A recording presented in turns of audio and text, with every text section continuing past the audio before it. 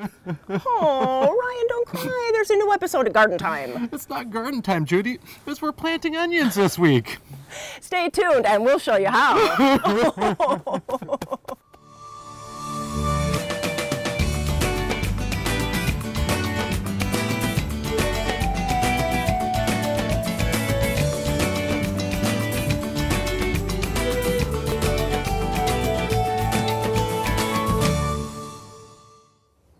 Welcome to Garden Time, and it's almost spring.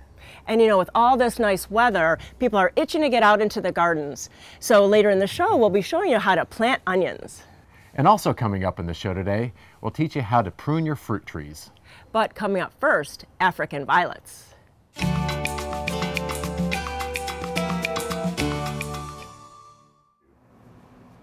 Well, we all think of our grandma's African violets, and we're here with Christy out in her Northeast Portland home. And oh my goodness, what a collection you have. This is way beyond what I've ever thought of for an African violet. So tell me a little bit about your collection. Well, I've been collecting since 2010, and it started with that one violet, and it just kept blooming, and I'm like, wow, I can actually grow something. And then it turned into, oh, now I want a purple one, and oh wow, they have different sizes of African violets. And I had no idea that there was this many colors and bloom types and leaf colors. I mean, how many different varieties do you have in There's here? a huge variety in here. I prefer the semi-miniatures here because you can actually have more of them on your shelf. Here's an example of micro mini. My friend Wes Carter, he hybridized this. He's from Portland, Oregon, and this is one of his varieties. It's called Wesley's Pixie Dust. And so you see all the different foliage colors, all the bloom types, all the different things. What kind of care do you need to grow these? I notice you have a lot of these sitting in mason jars with little strings coming out the bottom. So how? Oh, this is just the easiest way to keep them watered, because the easiest way to kill an African violet is to overwater it.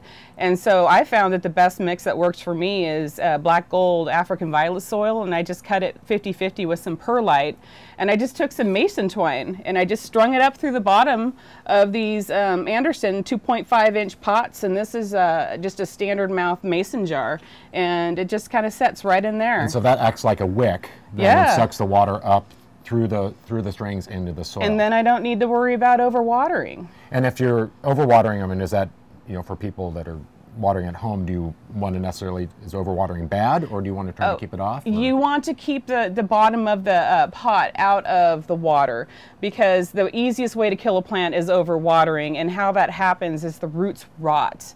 And a lot of people talk about overhead watering and how that's bad for an African violet. Is that true? Yeah, if the water's too cold, it can leave brown spots on the leaves. Overhead watering, or just washing the leaves under the sink with lukewarm water or room temperature water, won't leave spots, but cold water will. And then do you need to add fertilizer in with the water, or are you doing liquid fertilizer through the top, or how do you? It's a dilute fertilizer. It's about 50% of whatever the manufacturer recommends for the dose. Okay. So it's, well, if you're just straight up watering your plant, they call it weekly, meaning half strength, weekly, every week. Or this is like quarter strength in this, because it's a continuous wicking mechanism here that waters the plant.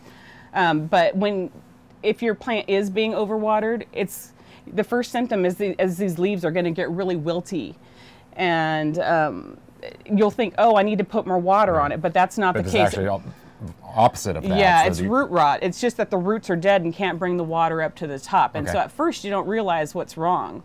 But and then is there different pests or disease you need to worry about on African violets? I would say powdery mildew could be a big one here in the Pacific Northwest. We have a lot of mold in the area. There's some garden fungicides you could spray on it, but I don't have any fungicides on any of mine, and the way I've combated it is just air movement, fans, and just keep the air circulating around the plants, and then you don't end up with any of that problem. Well, so we have this amazing collection that you just can't find anywhere else, but you do have some sales that are coming up. So where can people go if they're interested in some of these plants? We sure do. At Division Street Portland Nursery, we're going to be having a sale. It's at 10 a.m. till 3 p.m. And that's this weekend? This weekend. Right. And then later on at the end of April, we'll be having another sale at Mount Tabor Methodist Church, and we'll have information about that sale at the Portland Nursery as well. Okay. And so for, if you're looking for unusual plants that you can't find anywhere else, you can go out to Portland Nursery this weekend, or you can check gardentime.tv for other events that are coming up and links to websites about where you can find your amazing plants. So we appreciate you opening up your home, and it's been a pleasure to see all these amazing varieties. So thank you very much. You're welcome.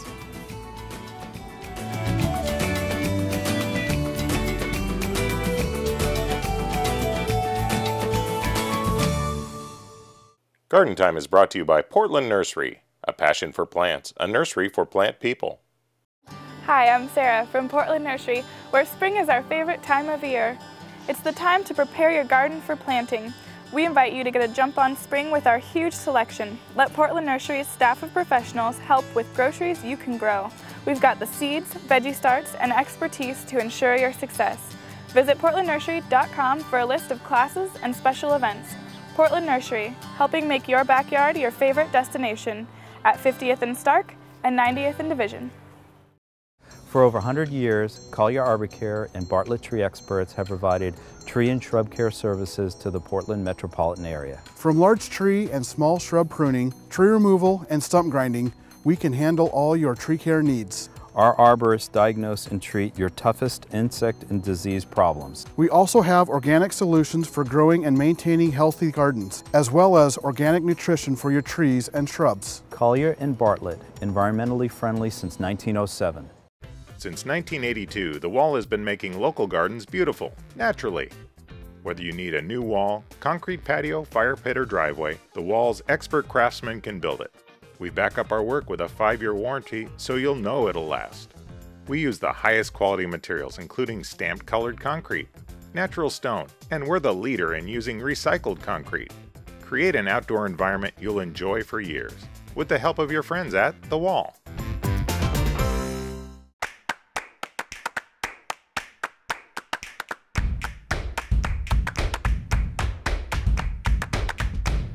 Find everything you need for spring at Al's Garden and Home.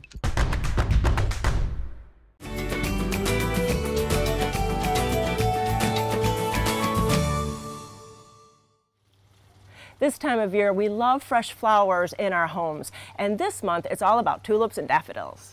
I love cutting fresh daffodils out of my garden, but one thing we need to be careful about is after we cut those daffodils, it gets covered with this sappy little dripping on it. And once those go into a vase, what that can do is if you're mixing your flowers together, that sap will prevent the other flowers from taking on water, and tulips will dry up quicker. And another good tip, Judy, is after you've cut your daffodils, you'll be left with all that sticky residue on your clippers. You want to make sure you sanitize that before you go prune something else. Ah, great idea. And for tulips, if you do get them at the store, they usually come in a plastic sleeve and they're rubber band at the bottom. Make sure that you give them a fresh cut and then put the whole package into the water. The stems will absorb all that water and they'll be nice and strong and they won't flop over. The same thing if you do get them out of your garden, rubber band the bottoms together, give them a fresh cut, put them in the water, let them absorb all that water. They'll be nice and strong, they won't flop, and you'll have a beautiful arrangement. And these are just a few tips that you'll have beautiful tulips and daffodils in your home this spring.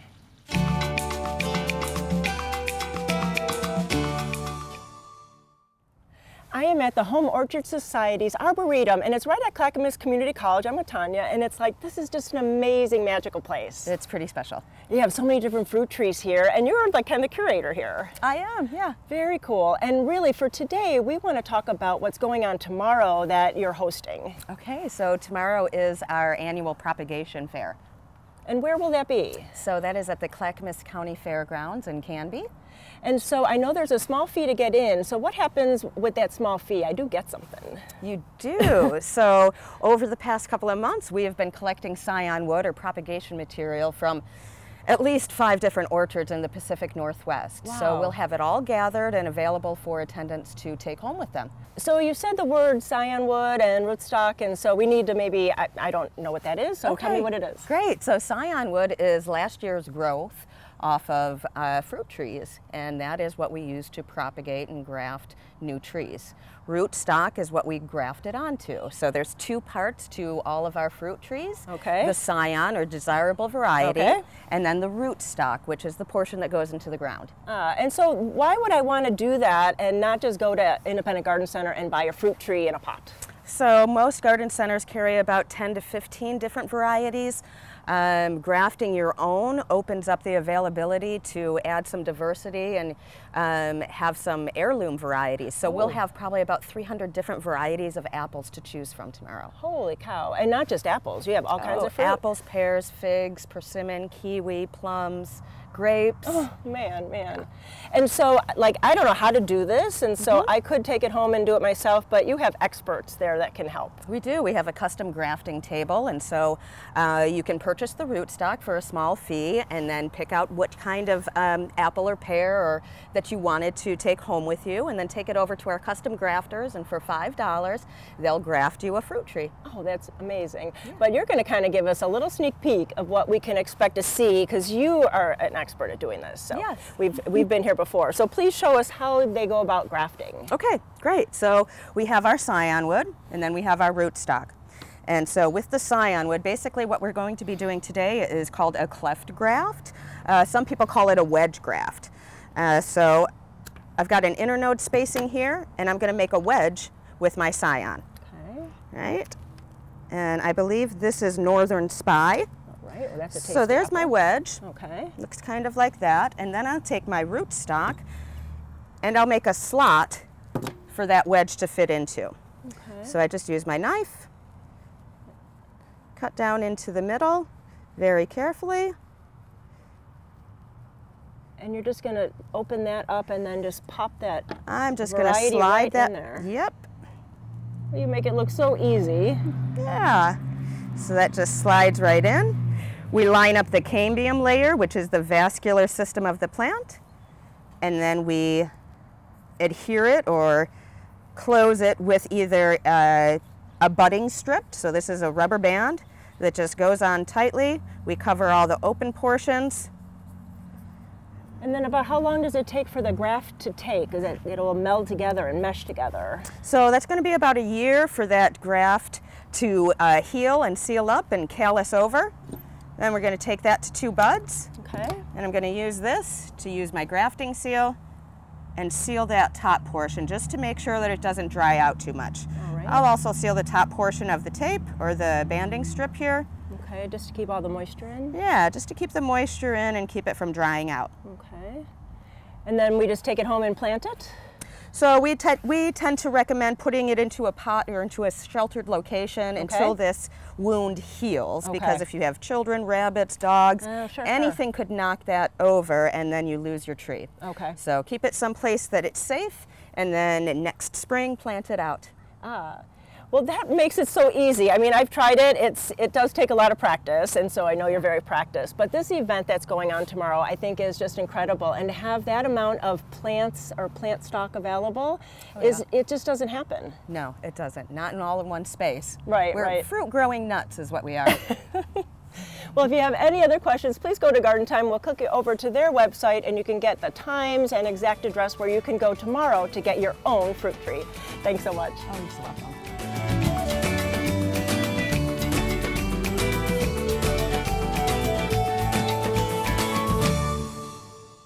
Garden Time is brought to you by Capital Subaru, your way on the Parkway.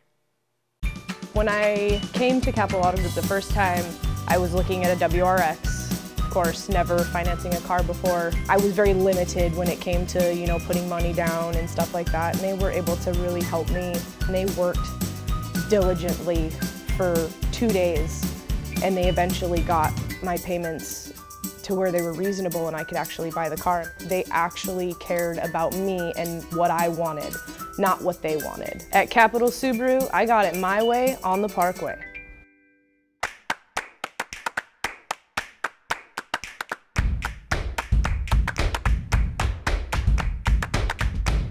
Find everything you need for spring at Al's Garden and Home.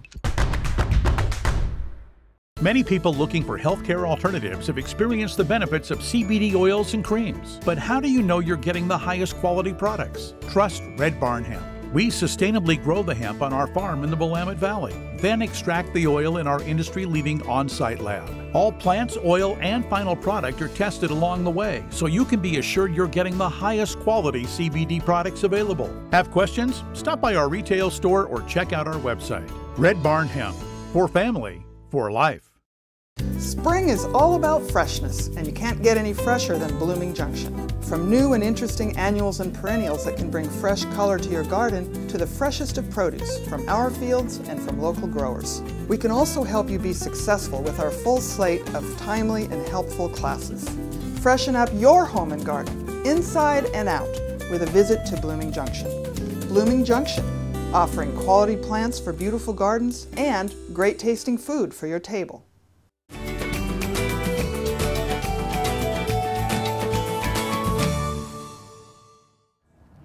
Well, you know, we're all itching to get out into our garden, and I'm with Sara at Portland Nursery. And so, Sara, it's a little early to put tomatoes in, but you have some ideas that we can go and plant. Yes, so we have been talking about sweet peas. Oh.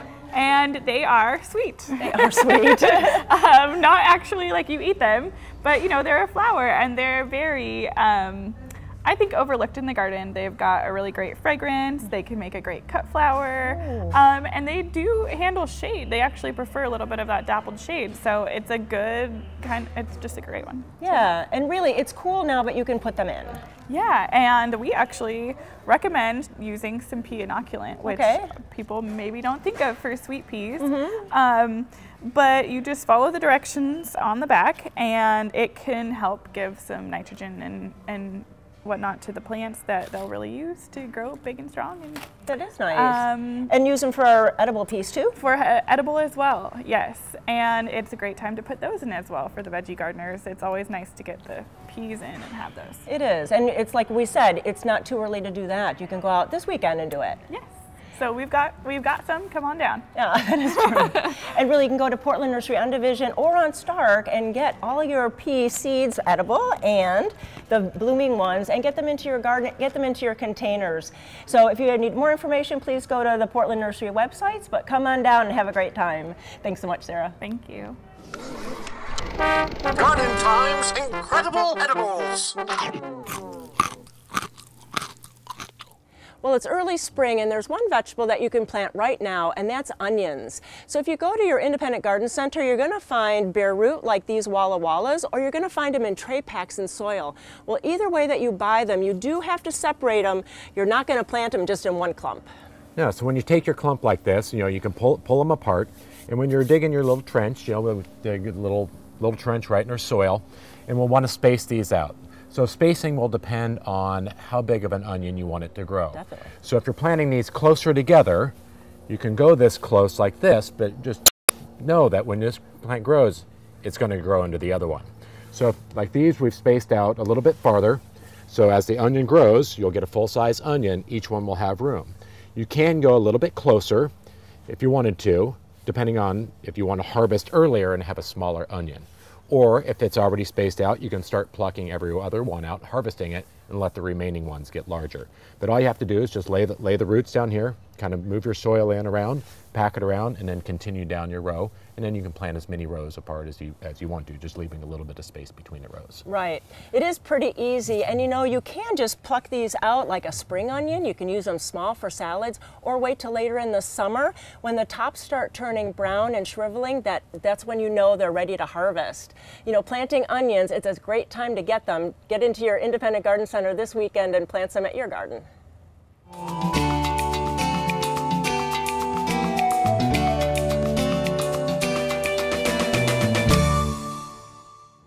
The tip of the week is about showcasing the hellebores from your gardens indoors. You know, it's great to have the hellebores inside to enjoy, because outside sometimes the flowers do face downwards and you don't get to enjoy the full effect of them. So when you go out to pick them, make sure that you pick the most new blooms on the plants. These are all from the same plant, and this is the newer bloom versus the older bloom, and these will last longer in the water. All you have to do is get a pretty bowl, fill it with fresh water, and then take take all of the blooms that you've cut from your plants in your garden and just kind of float them right on top. They last probably up to, I would say, maybe 2 weeks or so. You might have to change the water, and you really get to enjoy the bounty of the plants from your garden. Bringing the hellebores indoors, that's our tip of the week.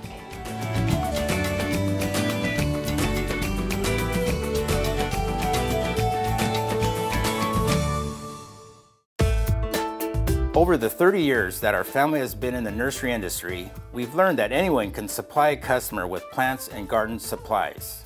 But it's supplying those plants and supplies backed by a knowledgeable staff that can transform a garden and take it from ordinary to extraordinary. That's what we do at Sagawa Nursery.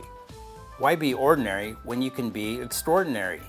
Sagawa Nursery, growing beyond the ordinary. Since 1926, the Bonide Company has worked with homeowners to make their homes and gardens beautiful. If you have a garden problem, Bonide has the answer. Don't lose the battle with weeds. The Bonide line of weed beater products will help you get a handle on your weed problems. They are active in cool weather and you'll see visible results in less than 24 hours.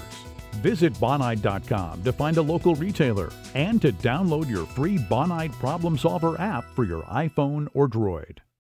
For over 100 years, Collier Arbor Care and Bartlett Tree Experts have provided tree and shrub care services to the Portland metropolitan area. From large tree and small shrub pruning, tree removal, and stump grinding, we can handle all your tree care needs. Our arborists diagnose and treat your toughest insect and disease problems. We also have organic solutions for growing and maintaining healthy gardens, as well as organic nutrition for your trees and shrubs. Collier and Bartlett, environmentally friendly since 1907. Build a beautiful home inside and out at French Prairie Perennials. Inside, we have just the right creative elements to complete your decor. We offer an oasis of unusual, nature-inspired garden and home gifts and accessories. Outside, choose from our wide selection of unique dwarf conifers and sparkling companion plants. French Prairie Perennials, located between Woodburn and Wilsonville. Take exit 278 to Aurora and French Prairie Perennials.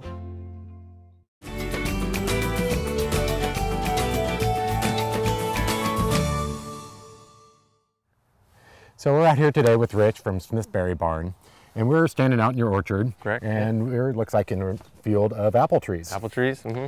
And so today we're going to kind of look through what we need to do for pruning apples. Okay. Okay.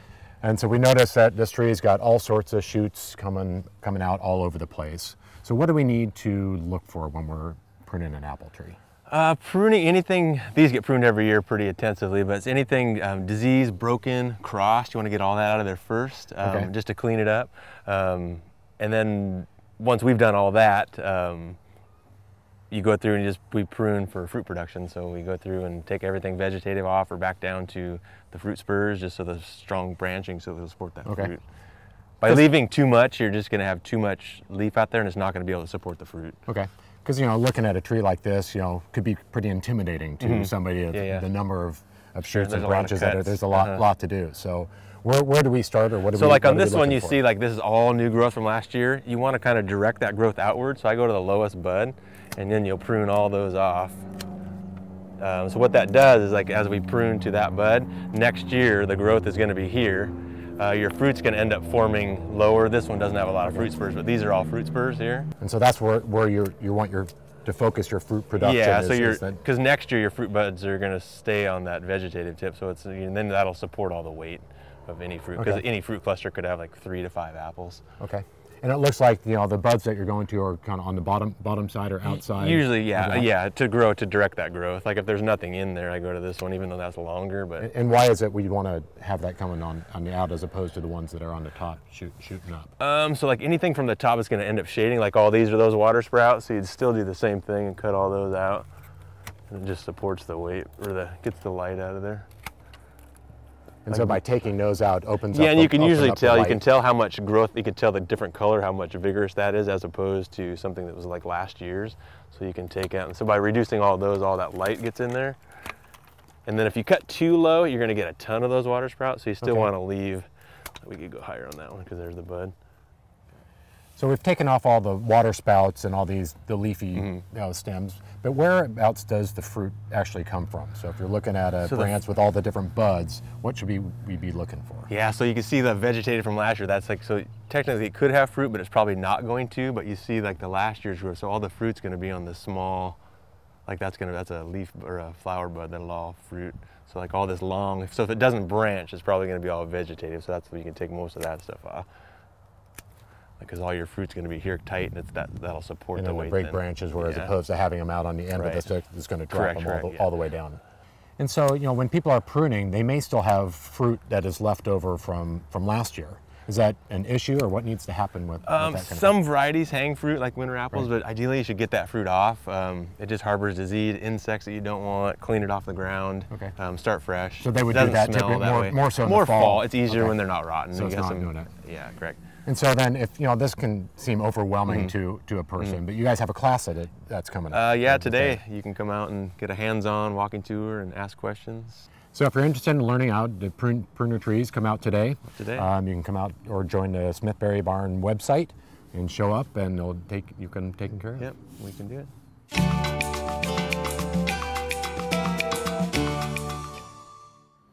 We want to thank you for watching Garden Time today. And you know, it is early spring, but there are several vegetables you can put in your garden right now. Take a ride out to your independent garden center and ask them for more information. And for additional tips and tricks and more information, make sure you visit gardentime.tv. We thank you for watching, and we'll see you again next week.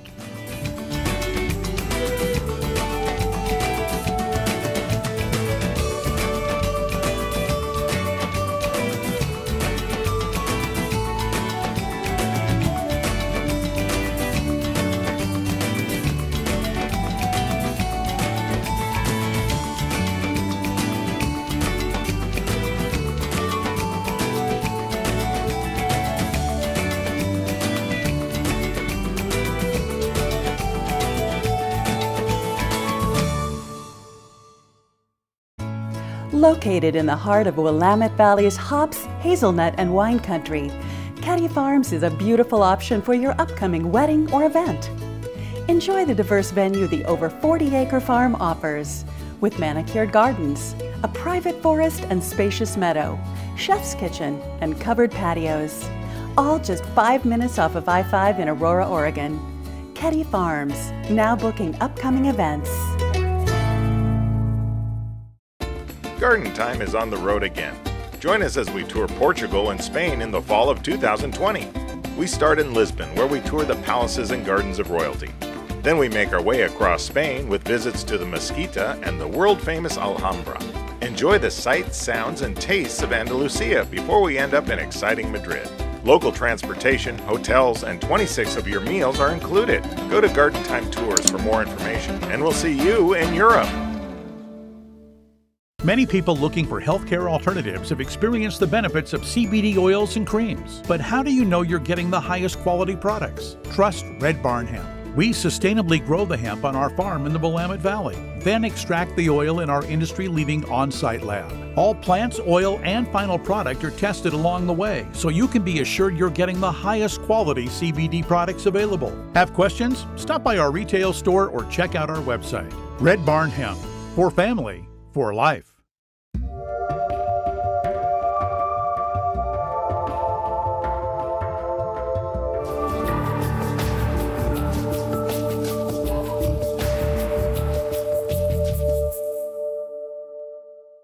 The proceeding was a paid program of the Guston Creative Group and its sponsors.